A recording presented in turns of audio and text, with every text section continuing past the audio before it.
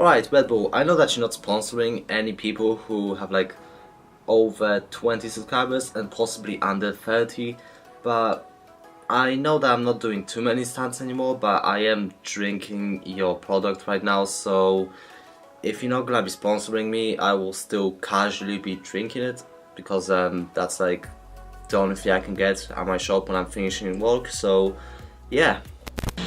And let's move on to the main part of this video, which is the GoPro Hero 4 Session review. As you can tell, this camera is very tiny, and I'll try to make this video sound like I'm literally telling my friend what is it like to have this, and I'll recommend or not recommend this camera. So if I will be talking to my friend right now, I'll just say, yeah, it's okay. I mean, yeah. But however, what if my friend would actually ask me, but tell me something more about it? Well, then I'll be like, yeah, it's good, you can make slow motion in it. However, if you would like to get some more information about this camera, I will tell you everything that I know. First of all, I will tell you every spec of this camera, which is hopefully going to give you some kind of overview in it.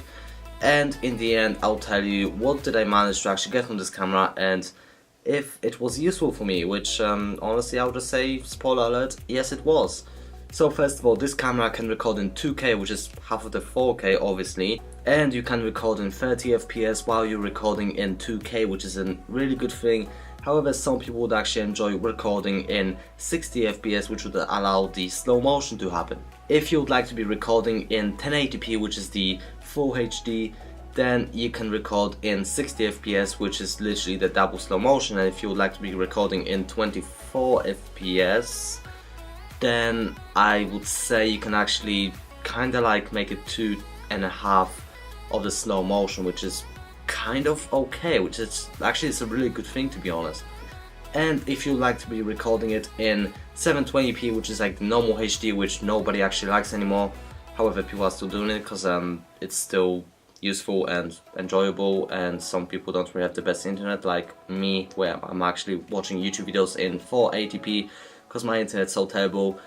Yeah, you can literally do 90 FPS in 720p, which literally allows it to make super slow-mo, which is super slow, and it's really good if you use it at the right moment and right place. This camera has some basic settings which allow to choose the resolution and the frame rate, which is really useful. However, you cannot really change many other things which you can actually do in DSLRs. However, this camera is a lot cheaper than a DSLR, so I would not really judge them for doing anything like that. And also, this is an action camera, so there's also that.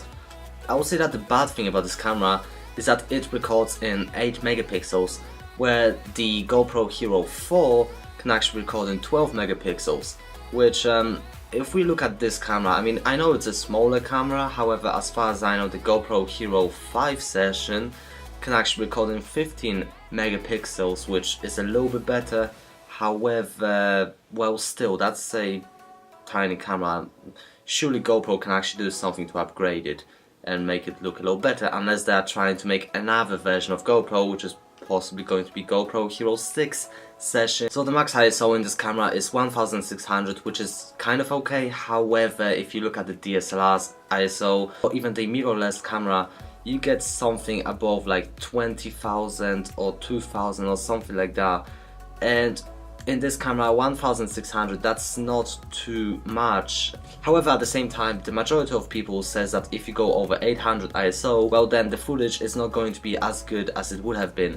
So what I'm saying is that you would not be able to record in really dark places, so well, you just have to record when it's really like, you know, bright or looks amazing.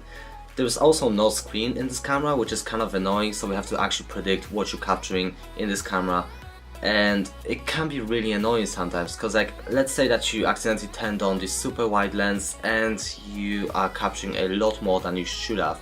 Or let's say that you think that you've turned on this super wide lens and actually you're recording on medium lens, which is kind of annoying as well, because you're not capturing the things which you want to. It is a very small camera, very useful, very durable. You can throw it wherever you want to and nothing's gonna happen to it. I would say that this is like the Nokia 3000 of the cameras, which is a good thing, because whenever you record any kind of action videos, it is obvious that your camera is gonna fall. The camera is also waterproof, however I did not test it, so I would not recommend doing it because, I mean, unless you have a lot of money, then yeah, go for it. However, yeah, I am not willing to do it unless I'll be able to, you know, get enough money so I can just, like, you know, throw stuff to the water, which is really expensive, and not even worry about it because I'll possibly have like another 50 of them, so which possibly wouldn't happen. The battery is very durable, and if your battery dies, then I would just suggest getting a power bank and a phone charger, which, well, it's really cheap as well, and you can just plug it in and charge it up, and then like after, I don't know, like half an hour, you can use it again. The microphone is also very good in this camera, however there's a little bit of hiss which can be covered with any kind of audio, which I was doing all the time in my videos when I was using my GoPro. And the good thing about that is you can literally use the microphone as a vlogging thing, you know, like literally if you don't have enough money for the microphone, just use the microphone in your camera. And when it comes to the GoPros, it's okay. I mean, I would actually say that the microphone in this camera is a lot better than in the GoPro Hero 4, which is a huge difference since the GoPro Hero 4 is actually a little bit more expensive. So the current average price for this camera is £130. £130 is not a lot for the camera, especially if you buy a DSLR, which is like worth like £500, like for example the one which I have now, and I'm actually saving up for another one which will be able to record in 60 FPS, which means I will be able to do slow motion in it. And for £130 you can literally get a GoPro, and you can do the same thing with a little bit less settings and a lot worse quality. However, this is a good place to begin with. And now I'm actually going to move on into the part where I'll be talking about how did it actually affect me. First of all, at the beginning I was making my YouTube channel where I was literally like recording these cabling stuff, and I was thinking like, yeah, I need to stop using my phone, I actually need to get a better camera. And so I ended up getting a GoPro Hero 4 Session, which was actually one of the cheapest cameras which I could get, and was still recording in 60 FPS, and it was also recording in HD, which was a really amazing thing for me. And at the same time I was actually able to use it for whatever I wanted to because it was so small. So during the time I was literally learning how to use the camera in a proper way, and after that I've decided to get myself a DSLR because I wanted to take some more photos and literally have like better quality videos, and that's all because of Peter McKinnon. Overall, I would actually recommend this camera since it is very useful, especially for the beginners and anybody who would like to record any action videos. It is a really good thing, and you can do so many things with it, especially at the beginning, and you can actually make the footage look really good while you're editing it in Adobe Premiere Pro or any other software, which allows you to change the saturation and allow you to use different effects in your footage. So if you enjoyed this video, please like it, maybe dislike it, I don't know, it's up to you. And maybe subscribe to my channel since I'll be making more reviews, and I'll possibly get a new microphone for this camera since the previous microphone which I actually managed to get was not as good as I wanted to be. So yeah, it just didn't go too well.